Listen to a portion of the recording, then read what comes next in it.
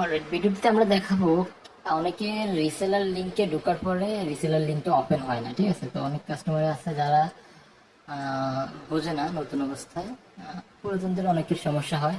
তো প্রথমত আপনারা আপনাদেরকে যেরকম হোয়াটসঅ্যাপে লিঙ্কগুলো পাঠিয়ে থাকি, আপনারা হোয়াটসঅ্যাপ ওপেন করবেন। ঠিক আছে, হোয়াটসঅ্যাপ ওপেন করার পর আপনারা দেখতে পাচ্ছেন এখানে হচ্ছে রিসেলার লিঙ্ক থাকে, এখানে ইউজার নেম পাসওয়ার্ড।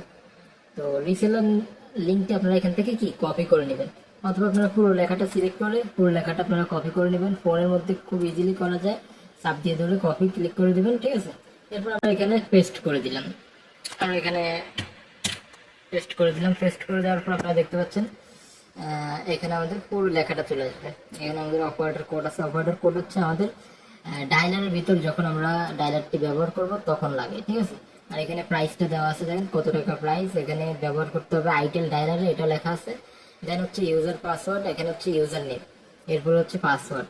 এখানে পুরোটা আপনি কপি করলে সুবিধা এটাই হয় যে আপনার ইউজার পাসওয়ার্ডগুলো আপনি এখান থেকে কপি করে নির্ভুলভাবে আপনি কপি পেস্ট করতে পারেন। তো এখান থেকে আমরা কপিতে ক্লিক করে দেবো। দেন আমরা ওপেন করে নেব আমাদের গুগল ক্রোম। ওকে, চলে আসবো গুগল ক্রোম। ওকে,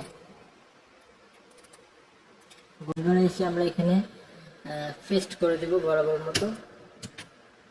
দেন আমরা এন্টার করে দেব। এন্টার করার আগে আমরা এখানে দেখতে পাচ্ছেন, এখানে একটা জুম করলাম আমি, বেশি জুম হয়ে গেছে। এখানে দেখতে পাচ্ছেন এই এসটা আমরা কেটে দেবো। ওকে, এসটাকে আমরা কেটে দিয়ে এখন আমরা যদি এন্টার করি আমাদের চলে আসবে।